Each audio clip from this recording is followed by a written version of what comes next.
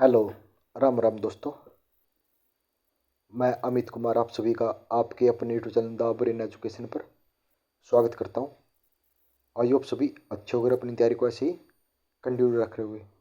तो वह बहुत सारे बच्चे कमेंट कर रहे थे कि सर जीके जीएस सीटी के लिए कहाँ से पढ़े। तो भाई आप सभी को बताते हैं कि जो भी हमारे खुद के बने हुए नोट्स हैं उन सभी को रिकॉर्ड करके आपके लिए दे रहे हैं हम। तो आपको बताते हैं कि हम हिस्ट्री, ज्योग्राफी, पॉलिटिकल और हरियाणा जी के हमने अब 4 सब्जेक्ट हमने स्टार्ट कर दिए। इन चारों की 10-10 मिनट की आपको वीडियो मिलेगी। 4 ये हो गए। 5वीं हमारी हरियाणा जी के प्रीवियस ईयर क्वेश्चन चले हुए हैं। 6ठी नेशनल जी के प्रीवियस ईयर क्वेश्चन चले हुए हैं। अगर आपने डेली 6 वीडियो को अच्छे से कर लिया और जो हम टेलीग्राम पर डेली का टारगेट देते हैं अगर वो फॉलो कर लिया भाई 85+ आपका कोई नहीं रोक सकता। वो टारगेट सिर्फ हमारे कुछ पर्सनली जुड़े हुए बच्चे थे 10 से 15। मैंने उन सभी के लिए वो टारगेट स्टार्ट किया था, लेकिन अब हमारे साथ जुड़ गए हैं 100 के आसपास बच्चे। उन बच्चों को देखते हुए हमने डेली की अब ये भी सेशन स्टार्ट कर दिया गया। अगर जो बच्चा हमारे साथ डेली टारगेट में जुड़ना चाहता है भाई टेलीग्राम चैनल को जरूर ज्वाइन कर लेना। भाई वो जो 10 से 12 बच्चे हैं ना वो तो भाई इतने ज़्यादा सीरियस हैं कि भाई अगर मैंने बोल दिया ना कि भाई 10 मिनट पेशाब मत करो तो वो भाई पेशाब भी नहीं करेंगे। वो इतने ज़्यादा हमारे साथ जुड़े हुए हैं क्योंकि भाई उनको पता है कि हम कैसा रिजल्ट देते हैं।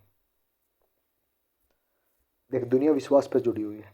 अगर आप विश्वास करोगे भाई कुछ लेके चलोगे।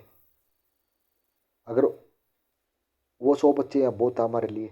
ना हमें भाई कोई व्यू चाहिए, ना हमें शेयर चाहिए, ना सब्सक्राइबर चाहिए। मैं उन 100 बच्चों को पर्सनली बोलता हूँ कि भाई कोई ज़रूरत नहीं है आपने लाइक शेयर कमेंट करने की।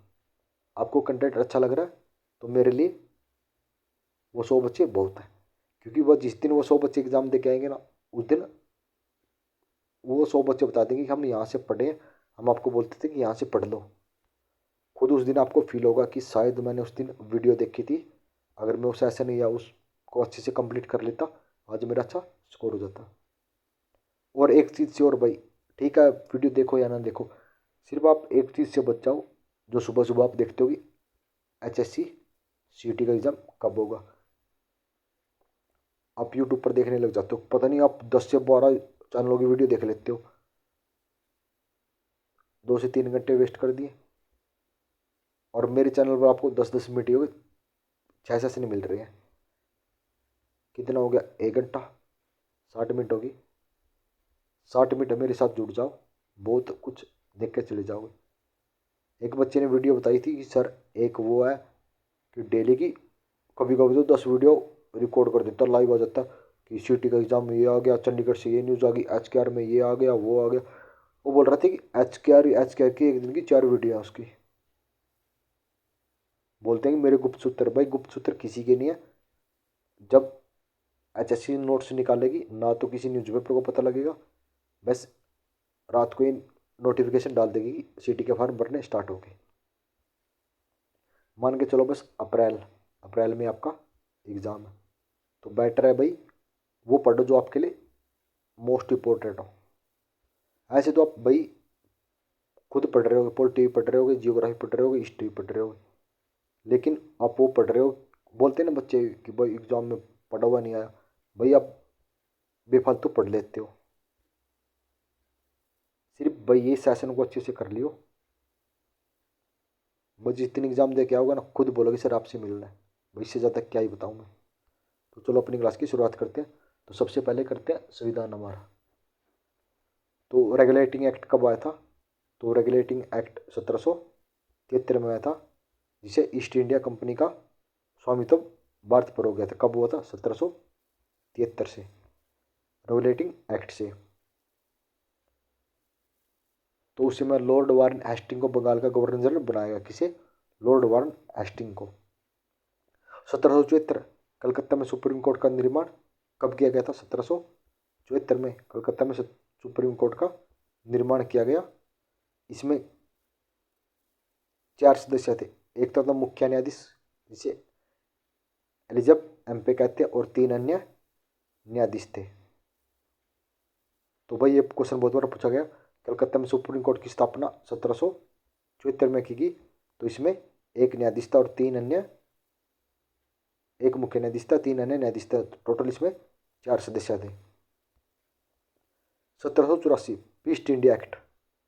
तो इसे 1784 से दोहरे शासन का प्रारंभ हो गया था, जिसे बोर्ड ऑफ डायरेक्टर व्यापारी मामले संभालता था और बोर्ड ऑफ कंट्रोलर तो राजनीतिक मामले संभालता था। 1833 का चार्टर अधिनियम। तो बंगाल के गवर्नर जनरल को भारत का गवर्नर जनरल कहा गया। तो कौन था? विलियम बेंटिक थे। तो भारत के पहले गवर्नर जनरल बने। 1843 दास प्रथा का अंत कर दिया गया था। लॉर्ड मैकेले की अध्यक्षता में प्रथम विधि आयोग का गठन किया गया। तो भाई बताओ, भारत में दास प्रथा का अंत 1843 में कर दिया गया। 1958 भारत शासन अधिनियम कब आया था? 1858 में, सॉरी 1900 नहीं, 1858 में क्या आया था? भारत शासन अधिनियम कब? 1858 में आया। तो भारत का शासन ब्रिटिश क्राउन के हाथों में चला गया और ब्रिटिश संसद का सीधा नियंत्रण करता था। मुगल सम्राट का पद खत्म कर दिया गया और ब्रिटिश संसद में भारत का राज्य सचिव बना, जिसका शासन पर पूर्ण नियंत्रण था। तो उसमें गवर्नर जनरल कौन थे? लॉर्ड कैनिंग थे। मतलब गवर्नर जनरल को वायसराय कहा गया। उसमें कौन बने थे? लॉर्ड कैनिंग बने थे। 1873 एक्सेप्ट ऑफर कब कर लिया गया था? 1876 में। तो महारानी विक्टोरिया को भारत की साम्राज्य घोषित किया गया। तो इसका पीरियड कब था? टाइम 1 जनवरी से। भाई कई बार पूछा जाता है कि महारानी विक्टोरिया को 1876 में। 1909 मार्ले मिंटो सुधार कब आया था? 1909 में। तो मार्ले राज्य स्थिति के लिए और मिंटो वायसराय के लिए। तो सांप्रदायिक चुनाव, मुसलमानों का अलग मतदान दिया गया। इसके जनक थे Lord Minto. Satyendra Prasad Singh Sinha viceroy कार्यपालिका में प्रथम भारतीय सदस्य थे। कौन थे? सत्येंद्र प्रसाद सिन्हा मोस्ट रिपोर्टेड है। 1919 मांटेग्यू चेम्सफोर्ड सुधार। इसमें द्विशासन विधायिका 1935 में इसका अंत कर दिया गया था। इसमें एक तो राज्य परिषद और एक केंद्रीय विधानसभा। केंद्रीय बजट को आम बजट से अलग किया गया। 1921 में महिला को वोट देने का अधिकार दिया गया और 1921 में केंद्रीय विधानसभा का गठन किया गया। इसके अध्यक्ष फ्रेडरिक हाइट के द्वारा इसकी अध्यक्षता की गई। 1926 में ली आयोग की सिफारिश पर यूपीएससी का गठन किया गया और केंद्रीय विधानसभा का गठन के अध्यक्ष कौन थे? विपुल भाई पटेल थे, जो भारतीय थे। और 1926 में ली आयोग से यूपीएससी का गठन किया गया, किसके द्वारा? लॉर्ड कॉर्नवालिस के द्वारा। 1935 का भारत शासन अधिनियम 321 अनुच्छेद 10 अनुसूची आई। वर्मा को भारत से अलग किया गया। आरबीआई की स्थापना 1929 में की गई, मतलब राष्ट्रीयकरण था। माउंटबेट योजना, तो इसे जून प्लान भी कहते हैं, कब आया था? 3 जून 1947 को। स्वतंत्र भारत अधिनियम 4 जुलाई 1947 को आया और 18 जुलाई 1947 को स्वीकृति मिली। First governor general India, independent India, मतलब जब भारत आज़ाद हुआ, उसमें गवर्नर जनरल कौन थे?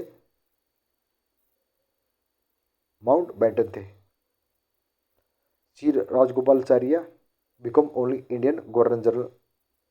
तो कौन थे? सी राजगोपालाचार्य भारत के।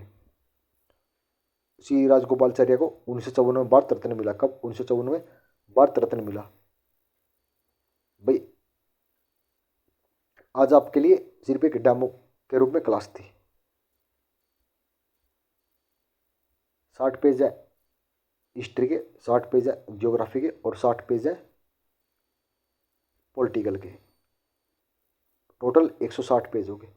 आप 160 पेज पढ़कर आप बहुत अच्छा स्कोर कर सकते हो। अगर आपको भाई सेशन अच्छा लगा आज का,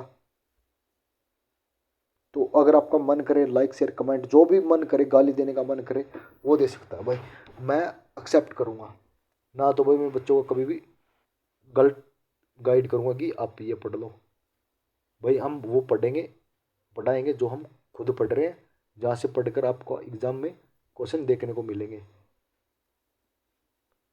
क्योंकि वह बच्चों का टाइम है बहुत ज़्यादा कीमती, और जिस दिन आप टाइम की कीमत समझाओगे बहुत अच्छा अचीव कर लोगे।